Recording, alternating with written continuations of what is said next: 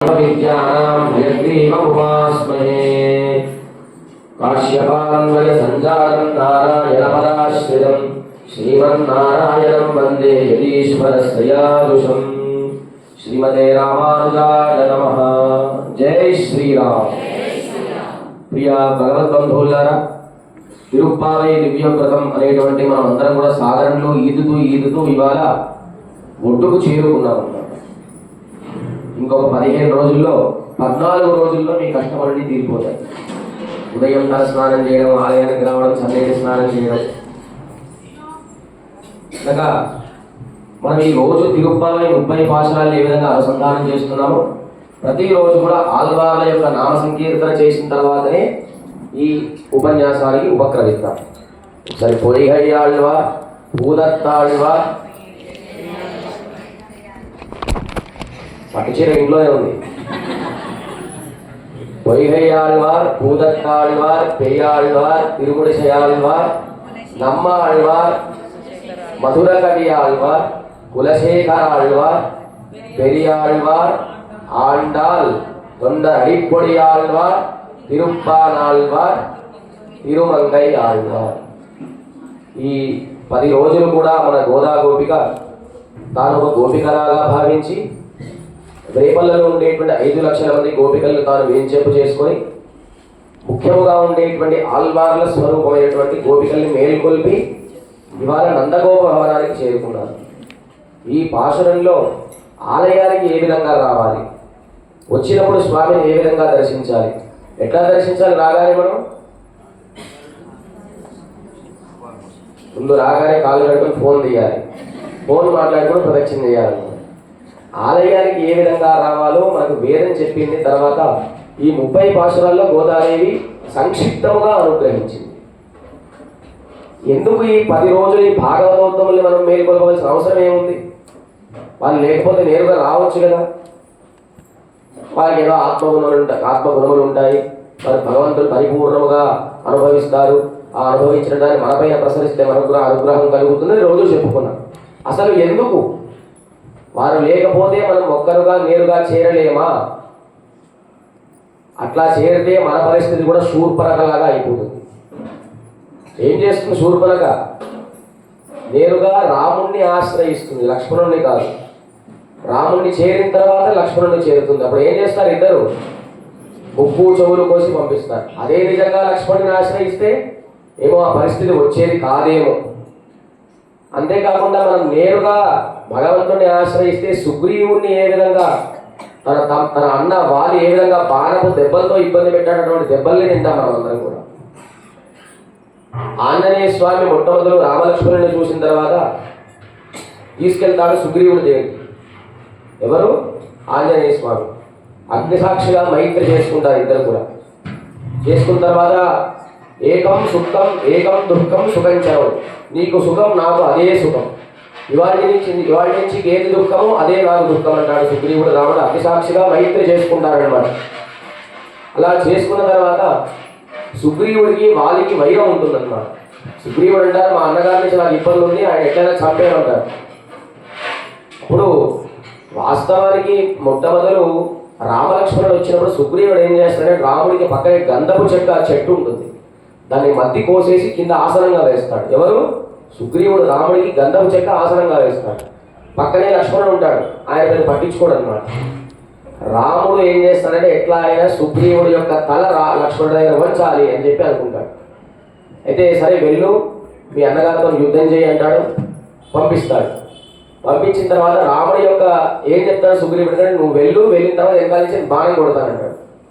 సరే రాముడి యొక్క మాట చేత సుగ్రీవుడు వెళ్తాడు, వాలితోని యుద్ధం చేస్తాడు. రాముడు వెనకాలని చూస్తాడు కానీ ఏమీ చేయడు. ఆ వాలి చాలా దెబ్బలు కొడతాడు సుగ్రీవుడు. తిరిగి వచ్చి సుగ్రీవుడు రాముడిని చాలా దూషిస్తాడు అనమాట. నేను నమ్మాను, అగ్నిసాక్షిగా మైత్రి చేసుకున్నాను, కానీ నువ్వు ఎందుకు ఇంత మోసం చేశావు? నీ వల్ల కాదంటే నేను నిన్ను ఆశ్రయించేవాడిని కాదంటే ఇప్పుడు రాముడు చమత్కారంగా చెప్తాడు, నీవు వాలి ఒకేలాగా ఉన్నారు నాయన, నీ ముఖము మీ అన్న ముఖం ఒకేలాగా ఉంది, పొరపాటున వాలికి పడే బాధ నీకు పడితే నా ప్రాణమిత్రుడిని కోల్పోయే బాధ జీవితం మొత్తం కూడా ఉంటుంది అని చెప్పి అన్నాడు అన్నమాట. అయితే రాముడికి తెలియదు ఆ వాలి ఎవరు సుగ్రీవుడు ఎవరు. ఆ మాత్రం తెలియదా? వారి రోజు మంచిగా భోగాలు అనుభవిస్తూ బాగా మంచిగా బలిష్టంగా ఉండేవాడు. సుగ్రీవుడు రాజ్యం పోయింది అని చెప్పి తిండి లేక, ఆహారం లేక, నిద్ర లేక బక్కవలసిపోయాడు. ఆ మాత్రం రాముడు తెలియదా సుగ్రీవుడు వారెవరు? తన స్వరూపాన్ని తెలియజేయాలి. కనుక మన స్వరూపం కూడా ఇది బాహ్యమైన స్వరూపం తెలియాలంటే అంతర్గతమైన స్వరూపం తెలియాలని ఏం చేయాలి? ముందు నామం పెట్టుకోవాలి. ఆ నామం పెట్టుకుంటే ఎవడు శత్రువో ఎవడు మిత్రుడో స్వామికి తెలుస్తుంది. తర్వాత ఈయన రాముడు వచ్చినప్పుడు గంధపు చెక్క వేశాడు, లక్ష్మణుడికి మర్యాద చేయలేదు. లక్ష్మణుడి దగ్గరికి ఎట్లాగైనా సరే భాగవతోత్తముడైన భగవద్ అపచారం చేసినా కూడా తప్పు లేదని చేయకూడదు, కానీ భాగవత అపచారం చేస్తే చాలా దోషమని నిరూపిస్తున్నాడు రామచంద్ర ప్రభు. అలా వెళ్ళినప్పుడు అయితే వెళ్ళిన తర్వాత నిన్ను ఆ వారిని పోల్చుకోలేకపోయాను. సరే మీ ఇద్దరిని గుర్తుపట్టాలంటే అక్కడ ఒక దండ ఉంది, లక్ష్మణ తీసుకుని రమ్మంటాడు.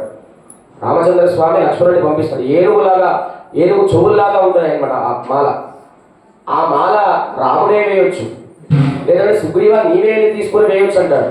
కానీ ఎవరికి చెప్తాడు మాల వేయమని? లక్ష్మణ స్వామి చెప్తాడు. సాధారణంగా దండ వేసినప్పుడు ఎట్లా వేస్తాడు? వేయించుకున్నప్పుడు ఏం చేస్తాడు? తల వంచుతాడా, ఇట్లా నిలబెడతాడు. అలా వంచాడు సుగ్రీవుడు, దండ వేసుకున్నాడు, వారిని సంహరించాడు రాముడు. కనుక భాగవతోత్తముల దగ్గర మనం తల వంచాలి, సమాశ్రయం చేయాలి.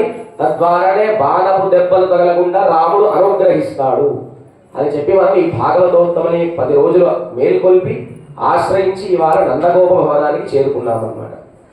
అయితే ఆలయానికి వచ్చినప్పుడు ముందుగా ఆ కాళ్ళు కడుగున్న తర్వాత అందరూ కూడా జాగ్రత్తగా వినాలి. ఆ ధ్వజస్తంభం దగ్గరే అందరూ కూడా సాష్టాంగ నమస్కారం చేయాలి. ఆలయంలో ఎక్కడ పడితే అక్కడ సాష్టాంగ నమస్కారం చేయకూడదు.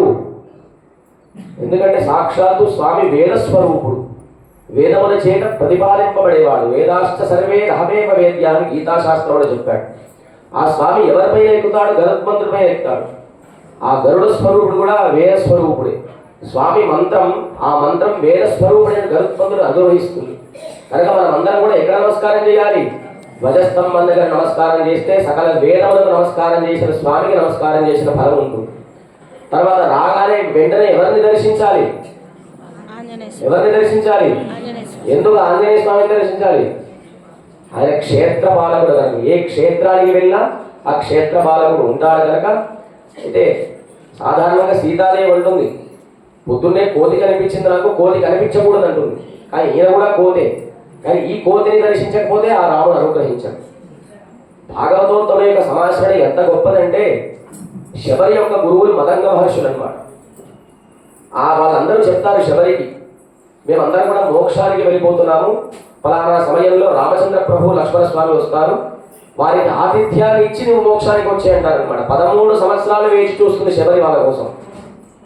చివరిగా రామలక్ష్మణుడు వచ్చిన తర్వాత అంతా చూపిస్తుంది, మా గురువులు ఇక్కడే స్నానం చేసుకునేవారు, మా గురువులు ఇక్కడే వస్త్రాలు ఆరేసుకునేవారు అని చెప్పి వారికి ఆతిథ్యాన్ని ఇచ్చి రామచంద్ర ఇక నేను మోక్షానికి వెళ్ళిపోతాను అంటాడు అనమాట. వెళ్ళిపోతుందని శబరి అంటుంది. అప్పుడు తనలో శరీరంలో అగ్ని ఉత్పన్నమై ఆకాశంలో దివ్య తేజస్సు వచ్చి విమానం వచ్చి శబరి మోక్షానికి వెళ్ళిపోతుంది. రాముడు ఇచ్చాడు మోక్షం ఆమెకి? ఎవరిచ్చారు మోక్షం? అప్పుడు రాముడే ఆశ్చర్యపోతాడు, లక్ష్మణ మోక్షం ఇచ్చేవాడిని నేను ఉండగా నన్ను అడగకుండా నేను మోక్షానికి వెళ్ళిపోతానంటే ఏంటి అని చెప్పి ఆశ్చర్యపోతాడు రాముడు. అప్పుడు రాముడికి అర్థమైంది, సీతాదేవిని అన్వేషించేదాన్ని నేను కాదు, ఒక ఆచార్యుడు కావాలని చెప్పి అప్పుడు రాముడికి కళ్ళు తెరుచుకున్నాయి అన్నమాట. అంతకాలం ఆచార్యుడి యొక్క గొప్పతనం రాముడికి తెలిసినప్పటికీ నేనే అన్వేషిస్తాను, నేనే సీతాదేవిని పట్టుకుంటాను అనుకున్నాడు. ఎప్పుడైతే శబరి తన గురువుల ద్వారా మోక్షం పొందిందో అప్పుడు రాముడు నిర్ణయించుకున్నాడు, సీతా అమ్మవారిని కనిపెట్టేవాడి నేను కాదు, ఇంకొకరు కావాలి. ఎవరైనా? ఆంజనేయ స్వామి. అటువంటి ఆచార్య సమాశ్రయం రాముడు చేశాడు కనుకనే సీతారాముడు కలయిక కలిసింది. వాళ్ళిద్దరు కలిసి ఉన్నారు కనుక మనం అందరం కూడా ఇక్కడ కూర్చొని ఉన్నాం. అంత గొప్ప అదృష్టం ఈ దివ్య ప్రబంధాన్ని అనుసంధానం చేయడం. కనుక ఆ భగవంతుడి యొక్క భక్తి మనలో ఉన్నప్పటికీ కూడా ఈ మనస్సు స్వామి పైన లగ్నం చేయాలంటే ఏం చేయాలి? మన లోపల కూడా 2 ద్వారపాలకులు ఉంటారు. ఆ ద్వారపాలకులు ఏంటంటే మనస్సు, ప్రాణము. ఏంటండి? మనస్సు, ప్రాణం. ప్రాణం అంటే ప్రాణాయామం చేస్తేనే లోపల భక్తి కలుగుతుంది. ఇట్లా మూసుకొని ధ్యానం చేస్తే ఏమో అవి ఇవి కనిపిస్తుంటాయి. ప్రాణాయామం అంటే ఒకసారి ముక్కు మూసి గాలి గట్టిగా పీల్చిన తర్వాత లోపల గాలిని వదిలేస్తే ప్రాణాయామం అంటారు. లోపల విషకాలన్నీ బయటికి వెళ్ళిపోతాయి. అప్పుడు తద్వారా భగవద్ ధ్యానం చేసే యోగ్యత కలుగుతుంది. ప్రాణాయామం చేస్తే ఏమవుతుంది? ఈ మనస్సు అనే ద్వారం తెలుసుకుంటుంది. లోపల పరమాత్మని ఆశ్రయించేటువంటి అనుజ్ఞ మనకు కలుగుతుంది. కనుక ఇక్కడ ద్వారపాలకులు ఎవరంటే బయట చండ ప్రచండులు. వారిని దర్శించిన తర్వాతనే మనం స్వామిని ఆశ్రయించాలి. లేదంటే ఆయన ఊరుకోవడం. శ్రీవైకుంఠంలో స్వామికి విశ్వక్సేనుడు, గజముఖుడు, సింహముఖుడు అని చెప్పి, కారుడు అని చెప్పి అనేక మంది ద్వారపాలకులు స్వామిని ఆజ్ఞాపిస్తుంటారు. వారు ఏది చెప్తే అది చేయాలి స్వామి. ఆయన అనుకున్నట్టు చేయడం అన్నమాట. విశ్వక్సేనుడు ఇట్లా బెత్తని చూపిస్తాడు, నేను చెప్పిందే నేను చేయాలి, నేను బయటికి వెళ్ళమంటేనే నేను వెళ్ళాలని చెప్పి ఆయనకు అక్కడ నచ్చలేదు కాబట్టి రాముడుగా అవతరించాడు. తర్వాత కృష్ణుడులాగా అవతరించాడు స్వామి. సర్వ స్వతంత్రుడై అక్కడలో ఉంటాడు, పరతంత్రుడై ఈ లోకంలో అవతరించిన స్వామి కృష్ణమూర్తి అన్నమాట. కనుక అటువంటి ఈ దివ్య ప్రబంధం అనేటువంటి సాగరంలో మనం ఈదుతూ మనం అందరం కూడా మనమే ఈదుతున్నామా? మనం ఈదితే మధ్యలో జారి మునిగిపోతాం. భక్తి అనేటువంటి పడవలో ఎక్కి పడవ ముందుకు వెళ్ళాలంటే ఏం చేయాలి? కర్రతోని ముందుకు వెనకాల ఇట్లా అనాలి. ఆ కర్ర లాంటి వాళ్ళే ఆల్వార్లు అన్నమాట. వారిని పట్టుకొని వెనకాల ముందుకు ఈదుతూ ఇప్పుడు మనం నందగోప భవనానికి ఒడ్డు చేరుకున్నాం అన్నమాట. కనుక ఈ 16 రోజులు పూర్తయ్యాయంటే మన జీవితంలో సంతోషమైన రోజులు 16 రోజులు ముగిసిపోయాయి. ఈ 16 రోజుల పాసనాలు తర్వాత వస్తాయి. తర్వాత ఏం జరుగుతుందో మనకు తెలియదు. అయోధ్య రాముడి కోసం ఎంతమంది త్యాగం చేశారండి? 500 సంవత్సరాలు త్యాగం చేసిన వాళ్ళు రాముడిని చూశారా? మనం ఏమైనా త్యాగం చేశామా?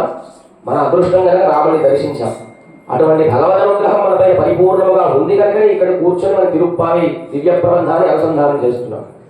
కనుక ఇటువంటి ఆనందం ఎప్పుడు కూడా ఉండేలాగా ఇవ్వు స్వామి అని చెప్పి వేదం చెప్తుంది. మోదము, ప్రమోదము, ఆనందము. మోదం అంటే ఏదైనా వస్తువును చూస్తే నాకు ఇది నా దగ్గర ఉంటే బాగుండు అనిపిస్తుంది. ప్రమోదం అంటే ఈ వస్తువు శాశ్వతముగా నా దగ్గరే ఉండాలి. ఒక వస్తువును చూస్తే సంతోషం కలుగుతుంది. ఆ వస్తువు ఇప్పుడు నా దగ్గరే ఉండాలంటే దానికి ప్రమోదం అంటారు. మరి ఆనందం అంటే ఈ వస్తువులను ఎప్పుడు కూడా వదిలి వెళ్లకుండా ఉండేదాన్ని ఆనందం అంటారు. ప్రమోదము, మోదము, ఆనందం కలిగిన రూపం ఏమిటి? పరమాత్మ. ఆయన చూస్తే ఏమనిపించాలి? అబ్బా ఎంత బాగున్నాడే అనిపించాలి. ఒకసారి ఆయన ముఖారవిందాన్ని చూస్తే ఈయన ఎప్పుడు నాతోనే ఉండాలనిపించాలి. ఆయన మనల్ని అనుగ్రహిస్తే మనం ఆనందించి ఆనందం ఎప్పుడు శాశ్వతంగా ఉండాలని మనకు అనిపించాలని వేదం చెప్తుందన్నమాట. అనగా ఆ విధముగా ఈ గోపిక 10 ఆళ్వార్ల స్వరూపాన్ని మేల్కొల్పి నందగోప భవనం బయట ఉందన్నమాట. అయితే తాను కలియుగంలో ఉంది. ఆ కలియుగంలో ద్వారపాలకులు ఎట్లా ఉంటారంటే తాను విల్లిపుత్తూరులో వటభద్రశాయి ఆలయాన్నే ఒక నందగోప భవనంగా భావించింది. అందులో ఉండేటువంటి వటభద్రశాయిని కృష్ణ పరమాత్మగా భావించి గోపిక ఇవాళ లోపలికి వెళ్ళి ఏ విధంగా ద్వారపాలకుల్ని ప్రార్థిస్తుందో మనం భాషలో తెలియజేస్తున్నాం. நாயகனாயிந்த நந்தகோபருடைய கோயில் காப்பானே, கொடித்தோன்றும் தோரணவாசல் కాపానే అని చెప్పి నాయగనాయ అంటే నాయకుడు. ఎవరు? నందగోప భవనానికి నాయకుడు. నందగోపుడే నాయకుడు నంద భవనానికి. ఎందుకంటే అందరినీ రక్షించేవాడు, అందరినీ ఆదరించేవాడు ఆ నందగోపుడు. అయితే ఇక్కడ ద్వారపాలకులు కృష్ణుడికా భవనానికా? భవనానికే ద్వారపాలకులు అన్నమాట. కనుక కృష్ణుడు ఎప్పుడు కూడా ఎవరి ఆధీనంలో ఉంటాడు? నందగోపుడి యొక్క ఆధీనంలో ఉంటాడు. మొదటి భాషలో పూర్వేల్ కొడిందొడిలం నందగోపం కుమరన్. అటువంటి పరమాత్మ యొక్క పరిపూర్ణ అనుగ్రహాన్ని కౌసల్యకి దక్కలేదు, తాను గర్భంలో పుట్టిన దేవకి వసుదేవులకు దక్కలేదు. కానీ నందగోపుడికి యశోదకి లభించిన గొప్ప అదృష్టం స్వామి వాళ్ళ దగ్గర అవతరించాడు. చుట్టుపక్కల వాళ్ళందరూ కూడా ఇంటికి వచ్చి మీ అబ్బాయి బాగున్నాడు అంటే నందగోపుడు బయట సంతోషపడేవాడు అన్నమాట. అటువంటి సంతోషం ఎవరి ద్వారా లభిస్తుంది? ఆచార్యుడి ద్వారానే మనకు లభిస్తుంది. కనుక అటువంటి నందగోప భవనంలో వేయించేసినటువంటి కృష్ణ పరమాత్మని కీర్తిస్తున్నారు, ద్వారపాలకుల్ని కీర్తిస్తున్నారు. అటువంటి నందగోప భవనంలో ఉండేటువంటి బయట ద్వారానికి 2 ద్వారపాలకులు, సింహద్వారానికి ముఖద్వారానికి 2 ద్వారపాలకులు ఉంటారన్నమాట. ముందుగా వారిని ప్రార్థిస్తున్నారు. అయితే కృష్ణ పరమాత్మ దాని లోపల పడుకొని ఉన్నాడు. ఆ కృష్ణుడు నందగోపుడి యొక్క ఆధీనంలో ఉన్నాడు. ఆ నందగోపుడు చేరాలంటే ముందు బయట ద్వారపాలకులను చేరాలన్నమాట. అని చెప్పి ఆ అష్టాక్షరి మంత్రాన్ని మనం పొందాలంటే ఏ విధంగా భగవంతుని ఆశ్రయించాలో, ఎందుకు కృష్ణుడికి అంత సంరక్షణ? ద్వారపాలకులు ఏంటి, కూలివేలి కొడిందని నందగోపన్ కుమారుడు ఏంటంటే కృష్ణుడు చాలా అందగాడు అన్నమాట. అదేంటంటే కృష్ణుడు నల్ల రంగులో ఉంటాడంటే కృష్ణుడు రాముడు పుంసాం మోహన రూపులు. కృష్ణుడి యొక్క కుమారుడు ప్రద్యుమ్నుడు. ఆ కృష్ణుడి యొక్క 1000 శాతం అందం ప్రద్యుమ్నుడికి వచ్చింది. ప్రద్యుమ్నుడి యొక్క కుమారుడు అనిరుద్ధుడు. ఆ ప్రద్యుమ్నుడి యొక్క 100 శాతం అందం అనిరుద్ధుడికి వచ్చిందన్నమాట. ఆ అనిరుద్ధుడిని ఉషాకన్య అనే అమ్మాయి తన అందాన్ని చూసి తీసుకొని వెళ్ళిపోయింది అన్నమాట రాత్రి నిద్రపడుతుంటే. అటువంటి మనవడే అంత అందంగా ఉంటే మరి తాత ఇంకెంత అందంగా ఉండాలి? మన్మథో మన్మథ. అటువంటి మన్మధుణ్ణి కాపాడడానికి వీళ్ళందరూ కూడా వేలాయుధాలు ధరించి బయట ద్వారపాలకులుగా వేయించేసి ఉన్నారు. అయితే ద్వారపాలకులు కూడా పేరు ఉంటుంది కదండి, పేరు పెట్టకుండా ద్వారపాలక కోయిల్ కాపాలి అంటే ఏమిటి అంటే అట్లా పిలిస్తేనే వాళ్ళకి సంతోషం అన్నమాట. కృష్ణుడు కూడా నందగోపన్ కుమార్ అంటే ఇష్టం. నేను కృష్ణుడు అంటే నాకు ఇష్టం ఉండదన్నమాట.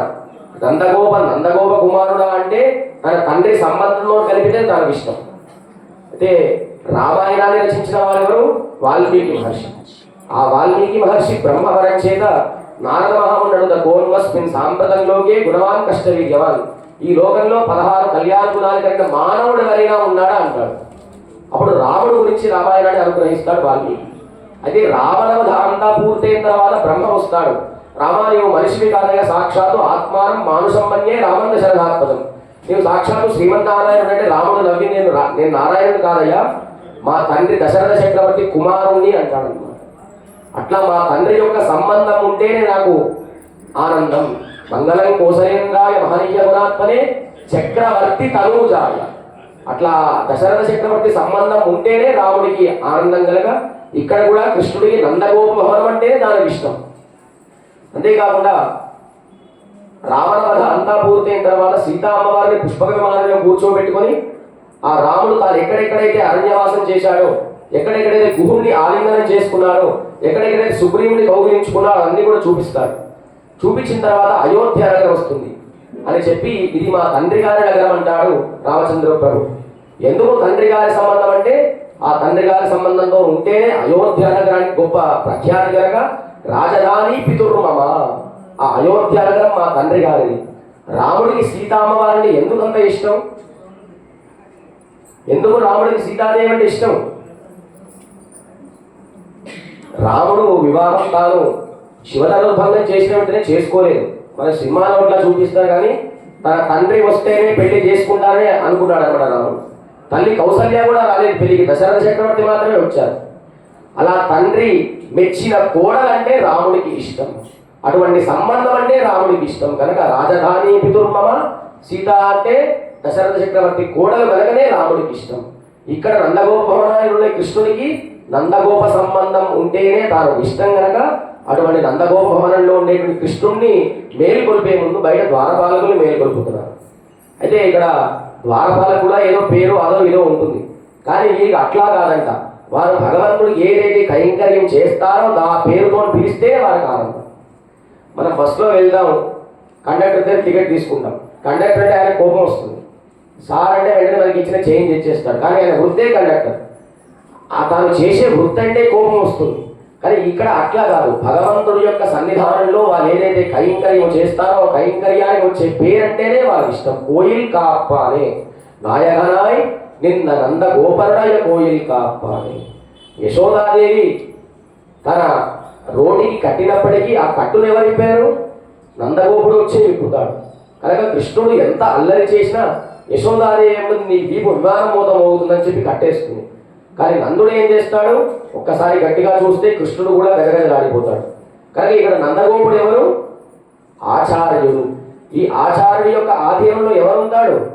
భగవంతుడు ఉంటాడు. కనుక మనం ఎవరిని ఆశ్రయించాలి? స్వామిని చేరే ముందు ఆచార్య సమాశ్రయం చేస్తేనే పరమాత్మ దర్శనం అవుతుంది. అయితే దీంట్లో ముగ్గురు ఉన్నారు: నందగోపుడు, ద్వారపాలకుడు, భవనపాలకుడు. ఎవరండి? నందగోపుడు, ద్వారపాలకుడు, భవనపాలకుడు. అయితే మన జీవితంలో కూడా ముగ్గురు ఉంటారన్నమాట: ఉత్తారకులు, ఉపకారకులు, ఉద్దేశ్యులు. ఎవరు? ఉత్తారకులు, ఉపకారకులు, ఉద్దేశ్యుడు. ఉత్తారకులు అంటే మనకి ఎవరికైతే శంఖచక్రములు వేస్తారు కదా, ఆ గురువుని ఉత్తారకులు అంటారన్నమాట. వేసినప్పుడు మనకు చెవులో ఏ మంత్రం చెప్తారు? అష్టాక్షరి మంత్రాన్ని ఉపదేశం చేస్తారు. మరి ఆ మంత్రం జపం చేస్తే సరిపోతుంది, అర్థం తెలియాలి కదా. ఆ అర్థాన్ని ఉపదేశించేవారు ఉపదేశకులు, ఉపకారకులు. తర్వాత మనకి సమాచరణం చేసిన వారందరూ కూడా ఎవరి స్వరూపం? రామానుజ స్వరూపం. అడిగేన్ రామానుజ దాసన్ అంటారు. అటువంటి రామానుజ సంబంధం కలిగిన వాళ్ళందరూ కూడా ఆచార్యులు, ఉత్తారకులు, ఉపకారకులు, ఉద్దేశ్యులు. ఎందుకు రామానుజుల వారికి అంత గొప్పతనం అంటే, శ్రీ మహావిష్ణువు ఆదిశేషుడి పైన పడుకొని ఉండి బాధపడుతుండేవాడు అనమాట. నేను ఇన్ని అవతారాలు ఎత్తానే, ఇంతమందిని అనుగ్రహించాను, అన్ని నేనే నేనే నేనే అని చెప్పిన ఎవరు వినట్లేదంటే, ఆదిశేషుడే లక్ష్మణుడిలాగా, ఆ లక్ష్మణుడే బలరాముడిగా, బలరాముడే రామానుజుల వారిలాగా ఈ లోకంలో అవతరించారు. రామానుజ సంబంధం ఉంటేనే మోక్షం కలుగుతుంది. ఎందుకంటే ఉభయ విభూతులన్నీ కూడా తాళాలు భగవంతుడు రామానుజుల వారికి అప్పగించారు కనుక ఆయన పాదారవిందమును ఆశ్రయిస్తేనే రామానుజస్య చరణం శరణం ప్రపద్యే శ్రీమతే రామానుజాయ నమః. అటువంటి రామానుజుల వారి పాదాన్ని ఆశ్రయిస్తేనే మనకి ఏం లభిస్తుంది? శబరికి వచ్చిన మోక్షం లభిస్తుంది అన్నమాట. కనుక ఇక్కడ అటువంటి ఉత్తారకులు, ఉపదేశకులు అని ఇక్కడ నందగోపుడే ఆచార్యుడు అని చెప్పి ముందుగా ఆచార్యుడిని మేల్కొల్పుతున్నారు, ఆ భవన పాలకుడిని. నంద అంటే గోవులు అన్నమాట. గోవుల నుంచి ఏమొస్తుంది? వేదం యొక్క పాల లాంటి వేదసారం వస్తుంది. అటువంటి వేదం యొక్క అర్థాన్ని ఎవరు తెలుపుతారు? మనకి ఆచార్యుడు తెలుపుతారు కనుక అటువంటి ఆచార్యుడు కూడా భగవంతుడు కూడా ఆ నందగోపుడి యొక్క ఆధీనంలో ఉంటాడని చెప్పి, నాయకనాయ నిన్న నందగోపునుడయ కోయిల్ కాప్పానే కొలిత్తోండం తోరణ వాసల్ కాప్పానే అని ఆ ద్వారపాలకులు దాడి లోపలికి వస్తారనమాట. వచ్చిన వెంటనే పెద్ద పెద్ద జెండాలు కనిపిస్తాయి వాళ్ళకి. ఎందుకు జెండాలని చూడండి, మా ఇంటి దగ్గర కూడా ఓంకారం జెండాలని, అయోధ్య ప్రతిష్ఠను జై శ్రీరామ్ జెండాలని కట్టారన్నమాట. ఎందుకంటే మహాభారత సంగ్రామ యుద్ధం జరిగినప్పుడు సుయోధనుడు వస్తాడు కృష్ణుడి దగ్గరికి. ద్వారకా నగరంలో కృష్ణుడు ఉంటే ఎవరు వస్తారు? సుయోధనుడు వస్తాడు. ఆయన వచ్చినప్పుడు జెండా ఇట్లా గట్టిగా కొట్టుకుంటుంది అనమాట. ఆయన వస్తుంటే బయటికి అంటుంది, లోపలికి అంటలేదు జెండా. ఎందుకంటే నీవు కౌరవుల పక్షం వచ్చావు, మా కృష్ణుడు అనుగ్రహించాడు, ఇక్కడి నుంచి వెళ్ళిపో వెళ్ళిపో వెళ్ళిపో జెండా తెలియజేస్తుంది అనమాట. అంతేకాకుండా రామచంద్ర ప్రభు అందరి ద్వారా సీతామ్మవారి యొక్క సౌందర్యాన్ని తెలుసుకుంటూ మొట్టమొదటి మిథిలా నగరానికి వచ్చినప్పుడు జెండా లోపలికి అంటుంది, రా రా సీతామ్మవారిని పెళ్లి చేసుకుంది. అట్లా జెండా కూడా ఏం చెప్తుంది? ఆలయంలోకి రండి, భగవంతుడి దర్శనం చేసుకొని చెప్పి ఏం చెప్తుంది? ఆలయ ధ్వజం చెప్తుంది అనమాట. అందుకనే ఈ కృష్ణుడు ఏం చేశాడు? అందరికీ మంచి మాణిక్యములు మొదలతో మేడలు కట్టించారు. ఆ ద్వారకా ఆ బృందావనంలో అందరి గోపికల యొక్క ఇళ్ళు, కృష్ణుడి యొక్క ఇళ్ళు అన్ని సమానంగా ఉండేవన్నమాట. మరి వీళ్ళ ఇల్లు ప్రత్యేకంగా తెలియాలంటే కృష్ణుడు నందగోపుడికి చెప్పాడు అన్నమాట, నాన్న మన ఇంటికి ఒక జెండా కట్టించండి అని చెప్పి. తద్వారా గోపికలు ఈ ఇల్లు కృష్ణుడిది కనుక రాత్రిపూట కృష్ణుడిని కలుసుకోవని చెప్పి పైన ఒక జెండాను కట్టారన్నమాట. ముందుగా భవనపాలకులు దాటారు, తర్వాత ద్వారపాలకులు చేరుకుంటారు. ఆ భవనం కూడా ఎట్లా ఉందంటే, భవనమే చాలా సౌందర్యంగా ఉంది. ఆ భవన సౌందర్యం చూస్తే లోపలి కృష్ణుడు చూడాలనే సౌందర్యం కలగదు. ఒకసారి భవనాన్ని దాటి లోపలికి అయితే కృష్ణ సౌందర్యం చాలాగా ఉంటుంది. రామచంద్ర ప్రభువుకి పట్టాభిషేకం చేసే సమయంలో కైకేయి సుమంత్రుడిని పంపిస్తుంది, రాముడిని తీసుకొని రమ్మని చెప్పి. ఆయన వెళ్తాడు, రాముడు ఉండే భవనాన్ని చూసి ఆశ్చర్యపోతాడు అనమాట. ఈయన లోపలికి వెళ్ళలేడు, లోపలికి వెళ్తే బయటికి రాలేడు. లోపల మణిమయ సౌందర్యము, ఆ లోపల రాముడు పుంసామోహన స్వరూపుడు కనుక అటువంటి అందమైన భవనపాలకుల్ని మేలుకొల్పుతున్నారు గోపికలందరూ కూడా. నాయగనారి నిన్న నందగోపురుడయ కోయిల్ కాప్పానే కొడితోండ్రం తోరణ వాసల్ కాప్పానే మరిక్కదవం తాల్ తిరవాయ్ ఆయన శిరుమియలో ముక్కు అని చెప్తే, మేమందరం కూడా ఇంత రాత్రి మీరు అర్ధరాత్రి పూట ఎందుకు వచ్చారు? మా స్వామికి చాలా బాధలు ఉన్నాయన్నమాట. రామావతారంలో రాముడు దశరథ చక్రవర్తి కుమారుడు, ఆయన ఎటువంటి శత్రువుల నుంచి ఆపద లేదు. కానీ మా కృష్ణుడికి అనేక మంది ఆపదలు ఉన్నాయి, అనేక మంది శత్రువులు వస్తున్నాడు. ఎట్లా? మేము చిన్నపిల్లలమండి, గొల్ల పిల్లలు అంటే మీ చిన్నపిల్లలాగానే వ్యోమాసురుడు అనేటువంటి చిన్న లేగదూడ పైన రాక్షసుడు వచ్చాడనమాట. ఆయన ఏం చేశాడు? పిల్లలందరినీ కూడా వీపు పైన వేసుకుని కొండ ప్రాంతంలో పెట్టి పైన బండరాయి అడ్డుకప్పాడు. అట్లాగా మీరు వస్తారేమో అని చెప్పి భయపడుతున్నాము, అందుకని నేను పంపించట్లేదని చెప్పి భవనపాలకులు ద్వారపాలకులు అంటారు. మేము అట్లా కాదండి, మేము అమాయకులం, ఆడవాళ్ళము స్త్రీలం అంటున్నారు. కృష్ణుడికి స్త్రీలకి ఏ మాట ఇస్తే ఆ మాట తప్పకుండా నెరవేరుస్తాడన్నమాట. కృష్ణుడు ఒకసారి మాట ఇస్తే తప్పకుండా నెరవేరుస్తాడు. అయితే వామనావతారంలో బలిచక్రవర్తి తన ప్రాణమే పోని నరకమే రాని, నాకు ఏదైనా కానీ తప్పకుండా వామనుడికి నేను దానం చేసి తీరుతానని చెప్పి అంటాడు అనమాట. అప్పుడు వామనుడు కనిపిస్తుంది అనమాట, పొగలు ఎంత మంచి సత్యాన్ని మాట్లాడేవాడు, ఈయనలాగా నేను ఉంటే బాగుందని చెప్పి వామనుడే రాముడిలాగా అవతరించాడు అనమాట. రామో గిర్నాది భాషని, రాముడు ఇంకొక మాట చెప్పడు, ఒకే మాట, సత్యవాక్ పరిపాలకుడు. అట్లా రామావతారంలో ఆయన కోరిక తీరలేదు, ఇంకొక అవతారం ఎత్తాడు, కృష్ణావతారం ఎత్తాడు. అప్పుడు కృష్ణుడు ఏం చేస్తాడు, మాట ఇవ్వడు, ఇచ్చాడా మాట తప్పకుండా నెరవేరుస్తాడు అని చెప్పి అంటారనమాట. ఎట్లాగంటే ద్రౌపది వస్త్రం అంతా కూడా తీసిన తర్వాత ఎవరు తీస్తారు, దుశ్శాసనుడు తీసిన తర్వాత ధర్మరాజు అంటాడు, సరే అయిందేదో అయిపోయింది, సంధి కూర్చుకుందామని చెప్పి కృష్ణుడిని పంపిద్దాం అనుకుంటారు. అప్పుడు ద్రౌపది అంటుంది, నా వస్త్రాన్ని తీసినటువంటి వారిని నువ్వు సంధి చేసుకుంటావా అని చెప్పి కృష్ణుడిని పిలిపిస్తుంది. సంధి చేస్తావా యుద్ధం చేస్తావా అని కృష్ణుడు అంటే తాను మాట ఇస్తాడు, ఈ ప్రపంచమే మునిగిపోని, ఆకాశమే తలగిందులు కానీ, సముద్రమే ఇంకిపోని, తప్పకుండా యుద్ధం చేసి తీరుతాను. యుద్ధం జరిగింది, దాంట్లో కౌరవులు ఓడిపోతారు కనుక ద్రౌపదికి మాట ఇచ్చాడు. ఆ మాట ఇచ్చాడు, తను యుద్ధం చేయించాడు కనుక మా అందరు కూడా స్వామి ఏం మాట ఇచ్చాడు, ఉదయాన్నే రండి, వస్తే మీకు ఏమిస్తాను, పరే ఒక వాద్యం ఇస్తాను, తద్వారా మీరు వ్రతాన్ని చేసుకోవచ్చు అని చెప్పి మాకు మాట ఇచ్చాడు అని చెప్తున్నాను అనమాట. మేము ఆడవాళ్ళమండి, స్త్రీలం అంటున్నారు. అయితే వీళ్ళు అంటున్నారు మేము స్త్రీలు, మీరు స్త్రీలు అంటున్నారు కానీ పూతన స్త్రీ కాదా, శూర్పణఖ స్త్రీ కాదా, వాళ్ళు ఎట్లా వచ్చి స్వామిని ఇబ్బంది పెట్టారు? అట్లా కాదని మేమందరం చాలా చిన్నపిల్లలము, సరే ఒక్కళ్ళు ఇద్దరు వస్తే స్వామికి ఆపద కలుగుతుంది. మేము ఎంతమంది వచ్చాము, 5 లక్షల మంది గోపికలు వస్తే స్వామికి ఆపద కలుగుతుందంటే వాళ్ళు అంటున్నారు. మీరు ఎట్లాగే అంటున్నారు, రాముణ్ణి ఇబ్బంది పెట్టడానికి 14,000 మంది కరదూషణాదులు వచ్చారు.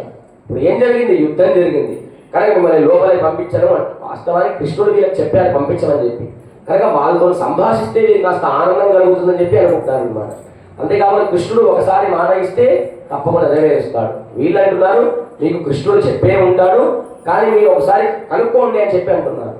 అదే ఎట్లాగా అంటే కృష్ణుడికి సుభద్ర ఉంటుంది కదా, సుభద్రని అర్జునుడికి ఇచ్చి పెళ్లి చేద్దాం అనుకుంటాడు. ఎవరు, కృష్ణుడు.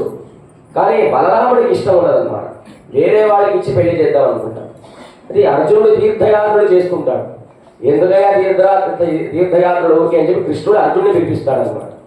అర్జునుడిని పిలిపించి మాయారూపాన్ని ధరింపజేసి కాషాయ వస్త్రాలు ధరింపజేస్తాడు కృష్ణుడు అర్జునుడిని, ఎట్లాగైనా సుభద్ర నుంచి పెళ్లి చేద్దామని. అయితే ఈయన ఏమంటాడు, నీవు కాషాయ వస్త్రాలు వేసుకున్నప్పుడు సాధారణంగా పూర్వకాలంలో ఏంటంటే ఎవరైనా పెద్దవాళ్ళు వస్తే ఇంట్లో చిన్న ఆడపిల్ల వాళ్ళు ఉపచారాలు చేసేవారు అనమాట. అట్లా సుభద్ర వచ్చింది, ఈయన మాయారూపంలో ఉన్నాడు కాషాయ వస్త్రాలు ధరించి. ఆ పిల్ల ముట్టుకుంటే ఏమవుతుంది, ఒక రకమైన అలగడి జరుగుతుంది. అట్లా ఉన్నప్పుడు బలరాముడు తెలిసిపోతుంది వచ్చినవాడు అర్జునుడే అని చెప్పి. అదే కృష్ణుడు నారాయణ నారాయణ నారాయణ అంటాడు, ఈయన ముట్టుకుంటుంది నారాయణ నారాయణ నారాయణ అంటాడు. అట్లా నిజంగా వచ్చినప్పుడు సన్యాసి రూపంలో అర్జునుడే వచ్చాడని చెప్పి ఆ ద్వారపాలకులు చెప్తాడు కృష్ణుడు. రాత్రి అర్జునుడు సుభద్ర దేవిని తీసుకొని వెళ్ళిపోతాడు. ఆయన దాటుతుంటే మీరు ఏమీ అనొద్దు, మీరు ఎప్పుడు వచ్చి చెప్పాలి, వాళ్ళు ఊరి పొలివేరు దాటితో మాకు వచ్చి చెప్పండి, లేదంటే మీ ఉద్యోగాలు కూడా కొడతానని చెప్తాడు అన్నమాట. కనుక అట్లా సుభద్రని అర్జునుడికి ఇచ్చే విధంగా పంపించాడు. మేము వస్తామన్న విషయం కూడా మీకు చెప్పే ఉంటాడు, మీరు ఒకసారి కనుక్కోండి అని చెప్పి అంటుందన్నమాట. మేమందరం కూడా స్త్రీలము, అజ్ఞానులము, గొల్లె పిల్లలము, కృష్ణుడి కోసం వచ్చాము. ఎందుకు ఇంత అర్ధరాత్రి వచ్చి ఆయన పడుకున్నాడంటే లేదు, ఆయన పడుకున్నప్పుడే ఆయన నిద్ర సౌందర్యం చూడాలి, ఆయన లేస్తుంటే ఆయన కూర్చున్న సౌందర్యం చూడాలి, లేచి వచ్చిన తర్వాత నరక సౌందర్యాన్ని చూసాలి, చూసిన తర్వాత ఏం చేయాలి, ఆ మంగళహారతిని పట్టుకొని స్వామికి మంగళ నీరాజనం పాడుకుంటే ఆ దివ్య మంగళ దీపంలో స్వామి యొక్క ముఖాన విందాన్ని చూసి మేము సంతోషించాలని చెప్పి అంటున్నాను. సరే ఎంతకు ఈయనకు పంపాడు, ఆయన క్షీరమీయరో ముక్కు అరే పరై మాయన్ మణివన్నన్ నెన్నలే వాయుదేవ. ఆ గొప్ప మాయాచేష్టలు చేసేటువంటి స్వామి యొక్క మాయాస్వరూపాన్ని ఆయన ఒక గొప్ప మణి లాంటి వాడు. మణి జోబులో ఉన్న విలువ ఉంటుంది, ₹1,00,000 మని బీరువాలో ఉన్న అదే మణి ఉంటుంది, అనే విలువ ఉంటుంది. కనుక స్వామి హృదయంలో ఉన్న అదే విలువ, లోపల ఉన్న అదే కృష్ణుడు, మా దగ్గర ఉన్న అదే కృష్ణుడు. కనుక అటువంటి మణి లాంటి వాడు, గొప్ప వజ్రం లాంటి వాడు, అటువంటి స్వామికి మేము మంగళ నీరాజనం పాడాలని చెప్పి అంటున్నాను అన్నమాట. అయితే మేమందరం కూడా స్వామికి భక్తితోని స్వామి మంగళాశాసనం పాడదా వచ్చామని చెప్పి అంటే అప్పుడు మరలా వాళ్ళ వృత్తాంతం చెప్తాడు. కృష్ణుడు ఆ మొట్టమొదటి దుర్యోధన దగ్గరికి వెళ్ళినప్పుడు మంచి విందు భోజనాన్ని ఏర్పాటు చేస్తాడు. ఎవరు, దుర్యోధనుడు. మంచి మంచి పదార్థాలు, 100 రకాల పదార్థాలు అన్నీ కూడా ఏర్పాటు చేస్తాడు. చేసిన తర్వాత తూయోమాయి వందోం తూలెప్పాడువా, మేము నిస్వార్థముగా వచ్చాము, వచ్చి ఏం చేస్తాము, 5వ భాషణంలో కూడా మేము పుష్పాలు సమర్పిస్తామన్నారు. ఈ భాషణంలో తూయోమాయ్ వందోం తూయరపాడు మన స్వామికి పుష్పాలు సమర్పిస్తాము. ఏ పుష్పాలు? భక్తి అనేటువంటి పుష్పాలు సమర్పిస్తాడు.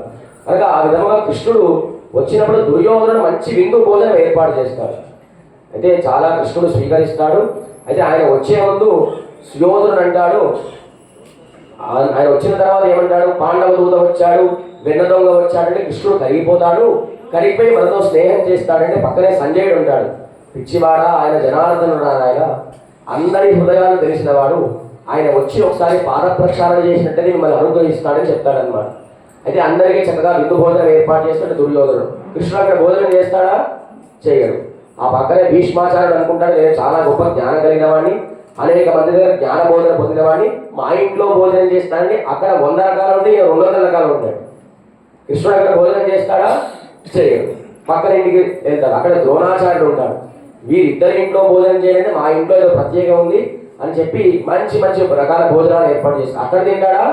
అక్కడ కూడా భోజనం చేయడు. ఎక్కడ తింటాడు ఆయన? విదురుడు ఇంట్లో. మామయ్య ఇంతమంది పిలిస్తే నేను వెళ్ళలేదు, నీవు కనీసం మాట వరుసగా నన్ను పిలవా అంటే సరే వెళ్దామంటాడు. అయ్యో ఈయన మాట వరుసను పిలిచేశాడు, కానీ విదురుడు దగ్గర ఆయన తినడానికే తిండి లేదనమాట. అయితే పూరి గుడిస విదురుడు. ఈయన బయట కూర్చుంటాడు, కృష్ణుడు బయట ఉన్నట్టాడు అనమాట. లోపలికి వెళ్తాడు, సరే మంచినీళ్ళు ఇద్దామంటాడు అనుకుంటాడు. ఆ కృష్ణుడు చూసిన ఆనందంలో మంచినీళ్ళ కూడా తన్నేస్తాడు అనమాట. అయ్యో ఏం చేయాలి, ఉన్నది ఒకటేయకుండా ఇప్పుడు ఆయనకి ఏమి ఇవ్వాలని చెప్పి అప్పో సొప్పో ఏదో చేసి ఒక 4 అరటి పళ్ళు తీసుకొస్తాడు. ఎవరు? విదురుడు. ఆయనకు ఎట్లాగైనా సరే ఆతిథ్యం ఇవ్వాలని చెప్పి ఆయనకు ప్రేమ పొంగిపోయి ఏం చేస్తాడంటే అరటిపండు విదురుడు తింటాడు, తొక్కలు స్వామికి పెడతాడు. అంత ప్రేమలో మునిగిపోతాడు అనమాట ఆ కృష్ణుడి యొక్క సౌందర్యాన్ని చూసి. అయ్యో అపచారం అంటాడు. కృష్ణుడు అమ్మ నా కడుపు నిండిపోయింది నేను ఆయన అనుగ్రహిస్తాడు. ఇక్కడ ఏమిటి ప్రధానం? నువ్వు 100 రకాల భోజనాలు చేస్తావా, 200 రకాలు 10 కిలోలు నెయ్యి వేస్తావా చేయడం కాదు. భక్తి అనేటువంటి వస్తే ఆయన అరటిపండు తొక్కలు కూడా స్వీకరిస్తాడు. అంతేకాకుండా గజేంద్రుడిని మొసలి పట్టుకుంటుంది. పట్టుకున్నప్పుడు ఒకసారి గట్టిగా మూల అనే శబ్దాన్ని చెప్తుంది మొసలి. చెప్పినాడు మూల అనే శబ్దం బ్రహ్మలోకం వెళ్తుంది. ఈ నామం నాకు సంబంధించింది కాదు, చాలా గొప్ప వాళ్ళని ఆ శంకర లోకానికి వెళ్తుంది. ఇది నాది కాదు, విష్ణుమూర్తి. అప్పుడు వెంటనే విష్ణుమూర్తి ఏం చేస్తాడు, తన భార్య లక్ష్మీదేవిని వదిలేసి జడ ఊడిపోతుందా, పంచ జారిపోతుందా, వెంటనే వచ్చి గరుత్మంతుడిని ఎక్కి గజేంద్రుడిని సంరక్షిస్తాడు. అప్పుడు గజేంద్రుడు ఏమంటాడంటే, స్వామి నా ప్రాణం కోసం నిన్ను పిలవలేదయ్యా, నేను ఆ సరోవరంలో నా తొండం పెట్టినప్పుడు నాకు మంచి కమల పుష్పం కనిపించింది, ఆ పుష్పాలు స్వీకరించి నీ పాదాలను సమర్పిద్దాం అనేలోపే మొసలు పట్టుకుంది. కానీ ఇప్పుడు వచ్చి అనుగ్రహించావు కదా, నా ప్రాణం పోయినా పర్వాలేదు, ఆ పుష్పాన్ని నీ పాదాల కింద సమర్పిస్తానని చెప్పాను అనమాట. అది తూయోమాయ్ వందోం తూలెరపాడు వాయాల్ మున్నం మాత్తారే అమ్మ నీ నిశై నిలెక్కదవం నీ కేలో రంబాగా అని చెప్పి ఇంకా ఏదో మాట్లాడదాం అనుకుంటారు ద్వారపాలకులు. ఇంకా మీరు ఏది మాట్లాడద్దు, ఇప్పటికే సమయం చాలా అయిపోయింది, మేము స్వామిని దర్శించాలి అని చెప్పి మీరు గట్టిగా అంటారు. అప్పుడు ద్వారపాలకులు అంటారు, ఇంతమంది 5 లక్షల మంది గోపికలు వచ్చారే, మీతో మాట్లాడితే కృష్ణానుభవం మాకు కూడా దక్కుతుంది. రోజు కృష్ణుని చూస్తూనే ఉంటారు, కానీ ఆయన గుణ చేష్టితలు, ఆయన యొక్క నామ సంకీర్తన అంటే ఆయన అనుగ్రహం మా పైన కూడా పడుతుంది. ఇంతమంది భాగవతోత్తములను ఆశ్రయిస్తే మా జన్మ కూడా ధరిస్తుందని చెప్పి ఇంకా సరే మీరు వెళ్ళండి, తాళాలు మీరే తీసుకోండి, మీరే తీయండి అంటారు. మేము తీయం, మేము తలుపులు తీస్తేనే మేము వెళ్తామంటారు. ఎందుకు మీరు తీయరంటే మనకు కూడా 2 తలుపులు ఉంటాయి, అహంకారము మమకారం. ఆ తలుపులు మనం తీయాలా, ఆచార్యుడు తీయాలా? ఆచార్యుడు సమాచరణం చేస్తే తలుపులు తెరుచుకుంటాయి, లోపల భగవద్ దర్శనం కలుగుతుంది. కనుక మీరే తీయాలి తలుపులు అంటే సరే ద్వారపాలకులు తలుపులు తీసిన తర్వాత వాళ్ళు లోపలికి వెళ్ళి రేపటి రోజున ఏ విధంగా ఆ నందగోపుని మేలుకొలుపుతారో రేపటి భాషలలో తెలుసుకుందాం. ఇవాళ స్వామి ఏమని కీర్తించారు, ఏ నామంతో కీర్తించారు? మణివన్నన్ అంటే మంచి మణి లాంటి సౌందర్యం కలిగిన కృష్ణ పరమాత్మని కీర్తించారు. ఎవరెవరిని మేలుకొల్పారు ఇవాళ? భవనపాలకుణ్ణి, ద్వారపాలకుడిని మేలుకొలిపిన తర్వాత ఆ మణివాగడాన్ని తెలిసిన తర్వాత వాళ్ళు లోపలికి వెళ్ళి రేపు నందగోపుని ఏ విధంగా కీర్తిస్తారో రేపటి భాషలలో తెలుసుకున్నాం. జై శ్రీరామ్. ఇవాళ భాషలలో దివ్యక్షేత్రం తిరుక్కురుంగూడి. ఏం క్షేత్రం? కాస్త నాలుగు తిరగపోయినా ప్రయత్నించండి. తిరుక్కురుంగూడి. అక్కడ ఉండేటువంటి స్వామి అందరూ కూడా నమస్కారం చేస్తూ చెప్పండి, ఓం వామనపుర వాసాయ వల్లి సమేతాయ పంచరూపాయ సుందర పరిపూర్ణాయ నమః. ఓం వామనపురవాసాయ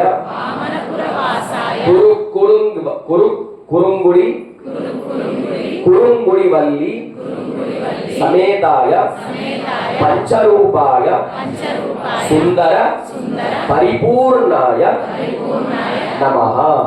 అక్కడ ఉండేటువంటి స్వామి పేరు సుందర పరిపూర్ణుడు. అక్కడ ఉండేటువంటి అమ్మవారి పేరు కురుంగుడి వల్లి సమేతుడై పంచరూపములో సుందర పరిపూర్ణ రూపంలో ఉంటాడు అక్కడ ఉండేటువంటి స్వామి. జై శ్రీరామ్. ఏ నామ సంకీర్తన చేసింది? ఏ ఆల్వారిని మేల్కొల్పింది? మరి ఏ ఆల్వారిని మేల్కొల్పలేదు. అయితే నేను నిద్రపోవట్లేదు అన్నమాట. జై శ్రీరామ్. జై బోల బృందావన విహార శ్రీకృష్ణ భగవానికి జై శ్రీరామ్.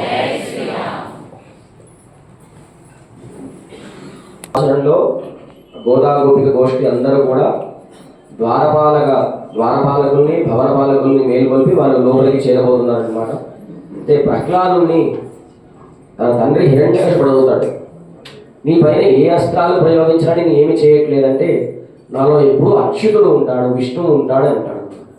అయితే ప్రహ్లాదుని యొక్క ఏం చెప్తాడు, అంతటా శ్రీహరి వ్యాపించి ఉన్నాడు కదా, మరి నీ పైన అస్త్రాలు ప్రయోగిస్తే ఆ అస్త్రాలు మా పైన ఎందుకు రివర్స్ అవుతున్నాయంటే మరి మాలో కూడా శ్రీహరి ఉంటాడు కదా, మమ్మల్ని ఎందుకు రక్షించట్లేదు, నిన్నే ఎందుకు రక్షిస్తున్నాడని చెప్పి హిరణ్యకశిపుడు ప్రహ్లాదుని అడుగుతాడు. అడిగినప్పుడు నేను భక్తితో నామ సంకీర్తన చేస్తాను, నాలో ఎటువంటి రాగద్వేషాలు లేకుండా కల్మషం లేకుండా స్వామి నామ సంకీర్తన చేస్తాడు కనుకనే ఆ హరి ఎప్పుడు కూడా నన్ను అనుగ్రహిస్తాడు కనుక అటువంటి రాగద్వేషములు లేకుండా ఉండాలంటే మంత్రమును ఉపాసన చేయాలి. అటువంటి మంత్రాన్ని పొందాలంటే ఆలయాలలో ఉండేటువంటి స్వామిని దర్శించాలి. ఆ స్వామిని దర్శించాలంటే ఆచార్య సమాశ్రయం చేయాలి. ఆ ఆచార్యుని దర్శించాలంటే ముందుగా మనం ఆలయానికి రావని ద్వారపాలకుని నమస్కరించాలన్నమాట. చండ ప్రచండ భద్ర సుభద్ర జయ విజయ ధాత్రే విధాత్రే అని చెప్పి స్వామి ఉండేటువంటి ద్వారపాలకుల్ని ముందుగా మనం అందరం కూడా మేల్కొల్పి రేపు కృష్ణుడి యొక్క తండ్రి గారు నందగోపుడిని మేల్కొల్పే ప్రయత్నం చేద్దాం. జై శ్రీరామ్. జై నాయక నాయ్ నాయక నాయ్ నింద నంద నాయక నాయ్ నాయక నాయ్ నింద్ర నింద్ర నందగోపనుడయ నందగోపనుడయ కోయిల్ కాపానే కోయిల్ కాపానే కొలిత్తోన్నుం కొలిత్తోన్నుం తోరణ వాసల్ కాపానే తోరణ వాసల్ కాపానే మణికదవం మణికదవం కాల్ తిరవాయ్ కాల్ తిరవాయ్ ఆయర్ శిరుమియరో ముక్కు ఆయర్ శిరుమియరో ముక్కు అరై పరై అరై పరై మాయన్ మాయన్ మణివన్నన్ మణివన్నన్